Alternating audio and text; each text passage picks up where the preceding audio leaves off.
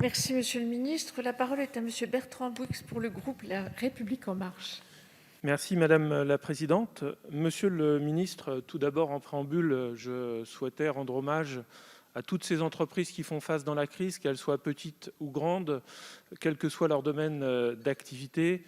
Rendre également hommage à ces salariés qui sont soit au chômage partiel, soit encore actifs. Ces préambules étant faits, vous dire en fait que mes circulation sur le territoire à la rencontre des entreprises m'ont amené à remonter un certain nombre de questions, et parmi ces questions, trois ont attiré mon attention plus particulièrement. La crise de la Covid-19 provoque au niveau international une forte augmentation du prix des matières premières, entre autres dans le secteur de la métallurgie, du bois, mais aussi des semi-conducteurs. Alors que les carnets de commandes n'ont jamais été aussi pleins, le contexte est lié à l'arrêt de certains sites industriels, la compétition sur les matières et l'augmentation des coûts d'exploitation. Quel dispositif de soutien, monsieur le ministre, pourrait être apporté aux entreprises concernées afin d'éviter que les hausses de prix ou l'augmentation des délais d'approvisionnement ne se répercutent trop dangereusement sur nos entreprises puis sur leur clientèle?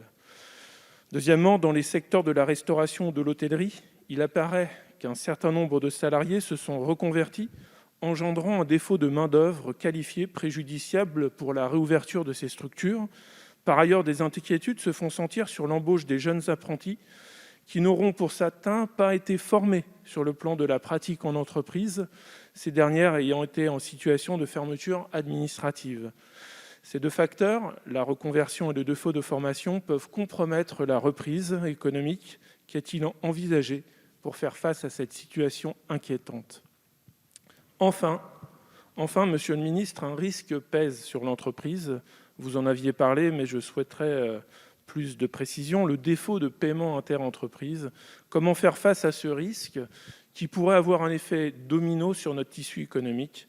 En effet, le défaut de paiement de certaines factures peut compromettre des entreprises qui étaient en bonne santé.